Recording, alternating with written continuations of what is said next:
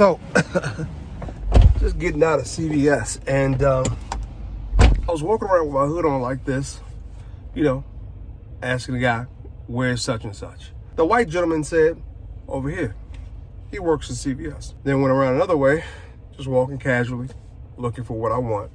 And the security guard said, sir, please take your hood off. Take my hood off? I said, what? He said, please take your hood off. I'm like, why? He said, because they've been robbed before. I'm thinking in my head, dude, that's your problem. You've been robbed before, man. Pick a different location. I'm like, all right, respectfully took my hood off. For whatever reason, I felt a little targeted. It's their establishment. That's the rules they have in place. Who am I to bark on it? I'll do what you say because I need your product. Anyway, now I'm on my way to Cincinnati. Day one. I'm running a little late, but my baby's over here. She's up with me early in the morning, but she made me a little care package. Have fun on your trip. Stay germ-free package. She got the gloves, water, mask, hand sanitizer, Advil. She got the whole 9. Thank you, baby. Watch I kiss her. Let's see how this trip pans out. I'm meeting up with my partners. Hopefully everything should go well. Everything should go smooth. Linking up with some investors. It's gonna be some fun time. Let's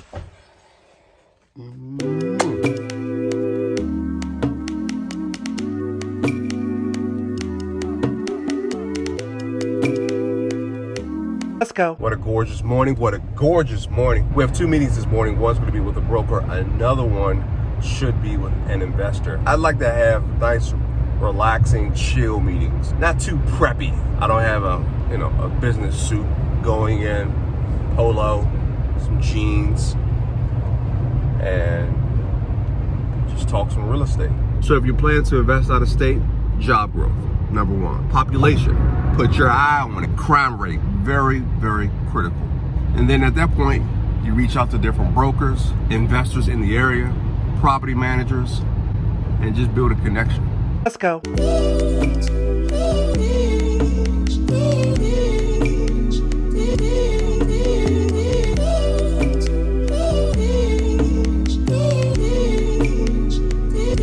Let's go. I forgot. I'm flying Southwest. So, quick story time. I signed up for Clear. It gets you through the line pretty quickly. She said I didn't have to take off my shoes, but she lied. I did have to take off my shoes, get all your biometrics, get all your details, get your payment. I don't know how much it cost. They didn't discuss any payment options with me. It was quick. I was able to cut the line. She said it's free for the first month, so I'm gonna be ready to cancel. Let's go.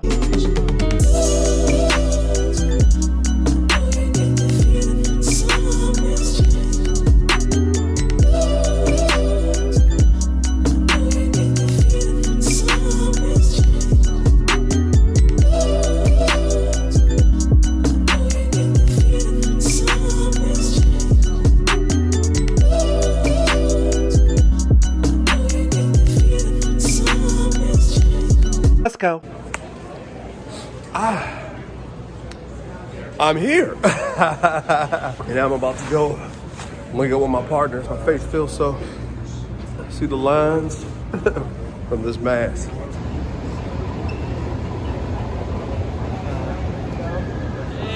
Hey. What's going on, guys?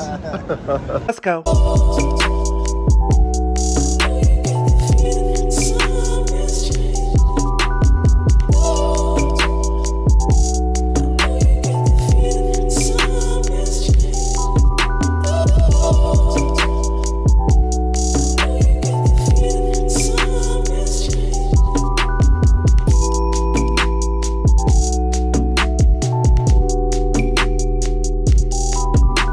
Let's go.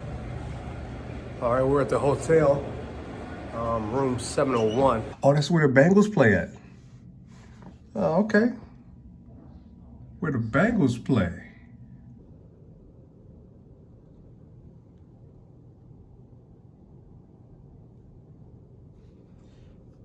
Let's go. Like certain neighborhoods, what might be true on one street isn't true on another street. In this area, it's an improvement. Like I said, we just renovated this unit. What are you getting for rents on this? This one will rent for So the guy dropping off the apartment, the deposit, base rent's $900, $15 for water, so $915 essentially what they're paying. And then he has pets, so pet fee. So with the pets, with his dog, I think he's going to be paying $975 is what it'll break down to. We bought this for about $29,000 a unit. Wow. What? Yeah. And how long ago was that? 2017. We opened up the wall. We would open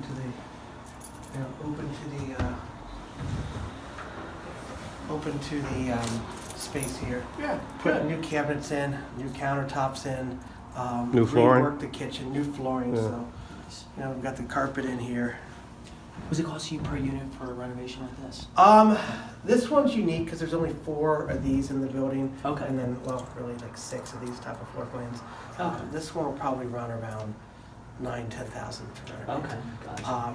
Most of the ones we're doing in here are probably more in that 5 range, 4 to 5 range. Probably more like the 5 range. And you were able to take the rent from...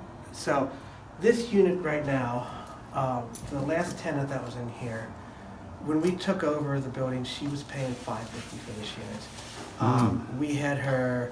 Dang. Wow. Or no, she was paying. That's incredible. She was paying. She was paying $550. Yeah. We raised. No, she was paying $575. Okay. We had her raised to about $650 when she left. So we're now renting it at. After the renovation. So after this new guy runs in, he'll be at $975. So your return on investment's going to be So it's gonna be, it'll pay itself off pretty well. very quickly. Normally, I guess we're putting about 5 or so in. The 1-bedroom units in this building, when we took them over, they were renting at around $460. The average rent in the building was $463. Was the average rent. So they were renting about $465 a month. That's the average rent at that time when we took over. As we renovate the units again, take out the wall, open it up, give the open floor plan. We put fresh cabinets in, just because they were the old composite cabinets. Fresh cabinets in, just new fixtures, ceiling fan. Change out all the plugs with white, I like the white look, the fresh look. Yep. Change out the outlets, change out the light switches, all new. Because the plugs aren't holding the light. Of course. Anyway, so. It needs to be done anyway. It needs to be done anyway. Make it look fresh. Yes. Doorknobs, instead of the brass-looking doorknobs that we had in the 1970s, 80s that were coming when this place was built, we have, we're putting in the chrome, the brushed nickel kind. Yep. Just a little bit more modern and feel and modern look. We'll get $765 for our 1-bedrooms from originally 2 years ago, $465. I think average tenant in here now is still, the old tenants who haven't been upgraded, they're paying about $515 to $530 a month. The ones that have been upgraded are now $765. So. What was your budget on the reno? This one, I was over budget on this one. So, okay. Just because this was a unique one, I didn't really. It was what it took. So this one will probably cost me around $10,000. 10 grand. I was hoping to come in around $6,500, $7,000. The big challenge on these, when you open these up, there's electric in the walls that need to be moved. We found some other stuff that needed to be taken care of that added cost. But there's laundry. We have coin-op laundry in the building. So each of these buildings has their own coin-op area. Back when we first started, we started with 4 families, and when we were working with them, they weren't going to service that size of a building. You can buy the machines from us and own them, but we're not going to service you. So we own the machines, and they were fine. We got 100% of the revenue. It paid off pretty regularly. It was brought in about $500 or so a year per 4 family, and we kept all of that. Now, the problem was these things would break down, and when you had to call service, there's $200 right there just on a service call. So you've lost it. You've lost it right there. And then the other thing that you have is when they break, they're now out of service for a week to 2 weeks until the laundry machine service guy can get there, because he's got his route, and they have their own buildings that they service, and they're going to take care of their services quicker. Now you contract, you split the profits, but now you have, if the machines break, it's their problem to fix. They're going to fix it within 24 hours because it's their revenue at stake then. So they're fixing it quickly. and you get much happier tenants because their machines are done. It's less maintenance, less calls I got to deal with, and less coins I got to count at the end of the month. Mm-hmm. So That's right. it's a lot easier just to just contract that out as far as laundry goes. My father and I kind of did it together. Okay. And so we each, threw in a little bit for down payment on the first couple, and then more or less let everything build up after that, and just kind of kept reinvesting the profits. That's awesome. So then just reinvested everything for 3 or 4 years. Then in 2012, we found a self-storage facility. So we own self-storage as well as apartments. Okay. That was our first foray into commercial. So we bought a commercial property there. We built we got that for a decent price before self-storage just really kind of took off. Right? I have 200 units in town. I have about 60, 70 units over on this side of town, out of about 110 plus over on the west side of town. There's good areas at each side of town. Kentucky, there's good areas over there.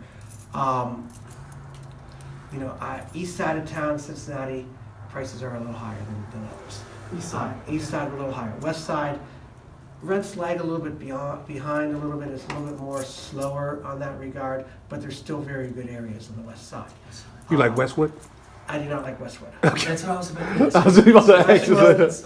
I would not go to Westwood. I would not go to Price That's Hill. really popular. I would not go to. I would not go to those areas right now. I would not go to Avondale unless you're doing an opportunity zone fund. Write that down. Write that down. Yeah, that's what we're actually looking at. A lot of them. Unless you're doing opportunity zone, there's a lot of Fairmont. I would not go there. Like Walnut Hills. Mm-hmm. If you know what you're doing, great area. There's $1 million houses over there. That's the one challenge to Cincinnati, I'd say, is if you really know the blocks very well in the areas and the neighborhoods, you can make a great decision, or you can get stuck with a dud. Sure. I know like I said, a friend of mine from Vegas was investing out here, and I spoke to a realtor. He's like, he told me to invest in Walnut Hills, and he's like, that's I hear it's coming up and coming, and all these great articles, great festival. I'm like, and it is. Walnut Hills there's a lot of investment going on in Walnut Hills. Great area. But, he showed me where the property is, and I'm like, no, you cannot do that. That's that block, or that, 3 or 4 block area, would not touch that with a 10-foot pole. This particular building, it's a mix. We have some that are home health workers, and they work in various home health fields. We have some that are working around, or they're working in nursing homes, so we have some of that. We have a couple construction people that they're just on construction crews, and they're running around doing renovations, rehab. So we have some of that. Offer him $6 million, he'll probably take it right. Okay, he offered me $6 million. Now we're talking. There's always a number. Always a number. I'll put the new roof on for you too. So the guy I'm going with, I got a few quotes. I mean, some quotes out there are like $100,000 for a roof like this. A couple others, 80, and then the one I'm going with he's actually got me for $60,000, which is a good price. Now his theory is you put a new rubber membrane on top of it, and you're going to keep most of the insulation that's still good and just replace maybe 25% of the insulation. So that's saving a lot of material. Is that like a 10-year roof? Yeah, so a 10 to 15 year 10, roof. 15 You know, years. if you put a green roof on top of there, the lifespan of EPDM is indefinite. Oh yeah? So it's a living roof. Yeah. And actually adds R value. So if you're paying, You make it save some on the utility cost. yeah, and then because EPDM breaks down through sunlight, right? It'll last indefinitely, so it could last for 100 years or longer. Yeah. It's good to know. They do. You can do the entity purchase, get around it some, but they're starting to catch on to that. Mm-hmm. I personally like doing a personal property carve out, which is what I did with this one and what I've done with others as well. What is that? Sorry. So what I'll do, and you get the cost segregation done too, is you go and say you pay $1 million for the unit, for the building. And I'll take, let's say, 25% of the million of it, and carve that out and call that personal property. Whether it's, that's your stoves, that's your, that's your washer dryers, that's, your dishwashers and fridge. All that's personal property when you want to break it down like that, especially for accounting purposes. So it's personal property, and then the real estate is now $750,000. So from a taxing assessment, you now really only purchased the building for $750,000, and you purchased an additional $250,000 of equipment and personal property along with it. So that's how you do that. So then you do a cost seg study, and now if you're ever challenged on that, a cost seg study is good for the IRS, but if the county auditor challenges you on that, or the school board challenges you on that, you have a cost seg study to say, yeah, here's how I'm justifying it. Here's my equipment. Here's my value. Here's my 5-year personal property. Here's my. So now I have arm's length transaction. I have data points to show this, and it's kind of hard for them to overcome that.